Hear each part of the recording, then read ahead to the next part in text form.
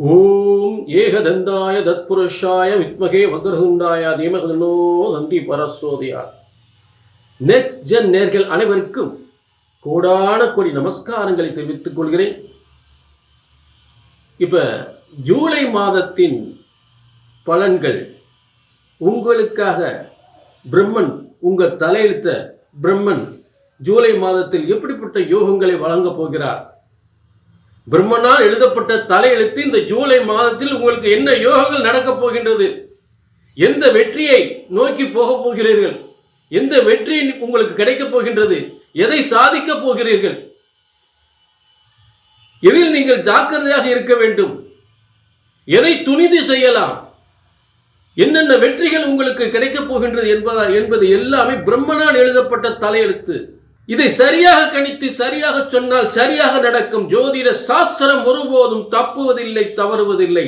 உதாரணத்துக்கு கடந்த காலங்கள் இன்றைய தமிழக முதல்வராக இருக்கக்கூடிய விஜய் தமிழக முதல்வராக வருவார் என்று 2 வருடங்களுக்கு முன்னே நான் கணித்து சொல்றேன். அதனுடைய ஆதாரப்பூர்வமாக புதிய தலைமுறையில் என்னுடைய நிகழ்ச்சியை நீங்கள் பார்க்கலாம்.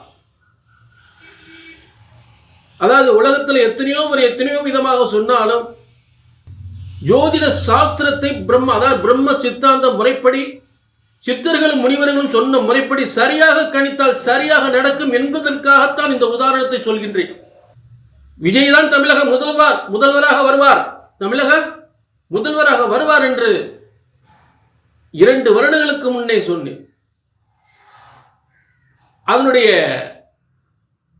ஒரு நிகழ்ச்சியை புதிய தலைமுறையில் நீங்கள் காணலாம். புதிய தலைமுறையில் ஒரு இன்டர்வியூல சொல்லியிருக்கேன், விஜய் தான் தமிழகத்தில் ஆளப்போகின்ற முதல்வர், விஜய் தான் வெற்றி பெறுவார் என்று சொல்லியிருக்கிறேன். இதை ஏன் திரும்ப சொல்றேன் அப்படின்னா, நீங்கள் உலகத்துல ஜனாதிபதியாக இருந்தாலும் சரி, உங்க தனி மனித சாமானிய மனிதனாக இருந்தாலும் சரி, மிகப்பெரிய அமைச்சர்களாக இருந்தாலும் சரி, நாடு ஆளக்கூடியவர்களாக இருந்தாலும் சரி, பிரம்மனால் எழுதப்பட்ட தலையெழுத்து, அந்த தலையெழுத்து ஒருபோதும் தப்புவதில்லை, தவறுவதில்லை. அதை சரியாக கணித்தால் சரியாக நடக்கும், தப்பா கணிச்சா தப்பாதான் நடக்கும். சமீப காலமாக ஒரு 6 மாத காலங்களாக நீங்க நிறைய நிகழ்ச்சி பார்த்திருப்பீங்க. யாரும் என்னென்னமோ போட்டு குழப்பிக்கிட்டு தான் இருப்பாங்க. ஒரே பாதை, வெற்றி பாதை, ஒரே சொல், ஒன்று சொன்னாலும் நன்று சொல்ல வேண்டும், மாறி மாறி பேசவே கூடாது, மதில் மேல போன மாதிரி பாயக்கூடாது, அங்கிட்டு போனா அங்கிட்டு பாய, இங்கிட்டு போனா அந்த மாதிரி கரெக்டான இதுதான், இப்படித்தான். அது எப்படி பிரம்மனுடைய தலையெழுத்து சரியாக கணித்து சொன்னால் சரியாக நடக்கும். சரி, இப்ப ஜூலை மாத பலன்கள். இந்த ஜூலை மாத பலன்களை ஜூலை 1 முதல் ஜூலை 31 வரை, ஆணி 17 முதல் ஆடி 15 வரை இருக்கக்கூடிய ஜூலை மாத பலன்களை நம்ம ரொம்ப சிறப்பா, உங்க தலையெழுத்து இதில் என்ன எழுதியிருக்கார் பிரம்மன், உங்களுடைய வெற்றி என்ன, தோல்வி என்ன, எதில் நீங்கள் எச்சரிக்கையாக இருக்க வேண்டும், எதை சாதிக்க வேண்டும் என்பதை தெளிவாக பார்க்கலாம். புரிஞ்சுட்டீங்களா? அதே நேரம் இது பொது பலன்.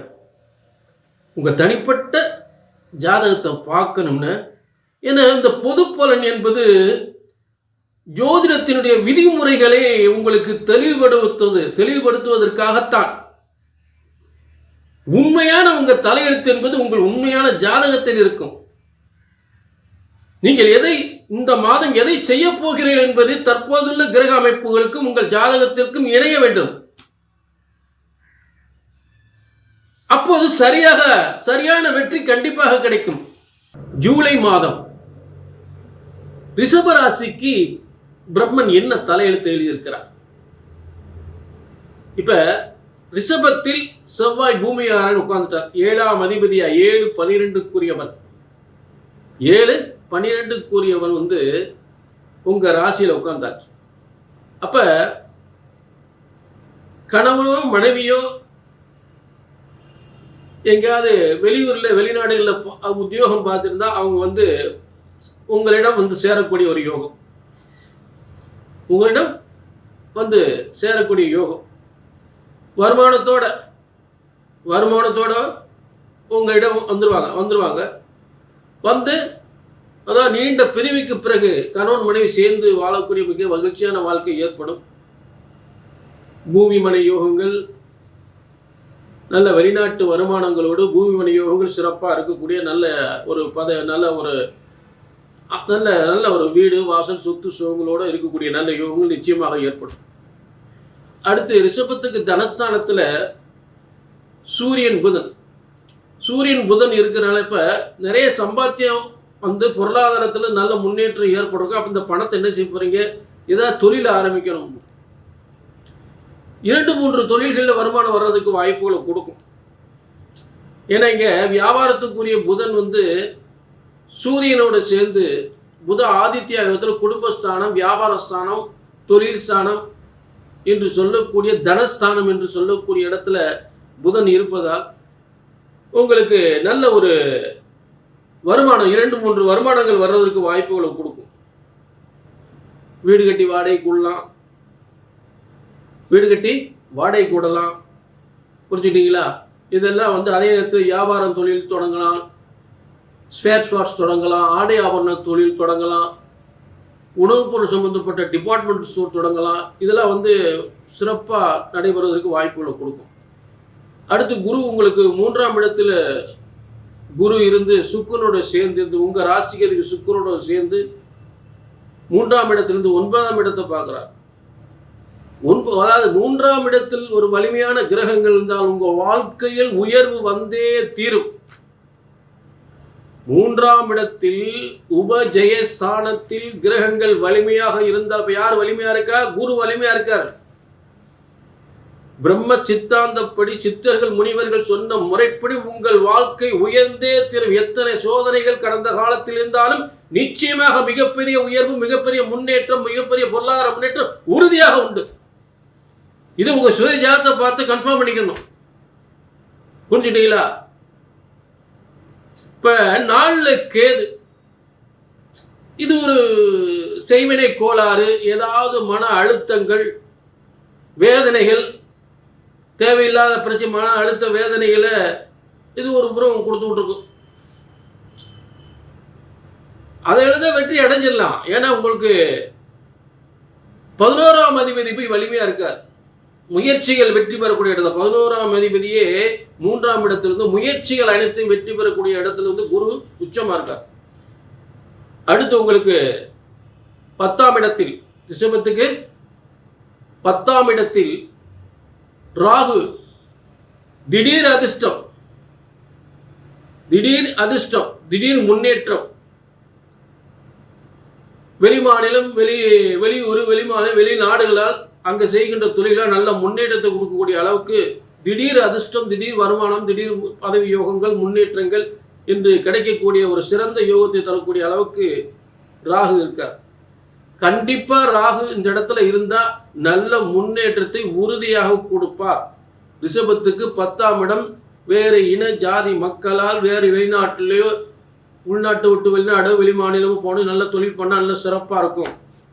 சரி, அடுத்து லாபஸ்தானத்தில் சனி பகவான் அற்புதமாக உட்கார்ந்துருக்கார்.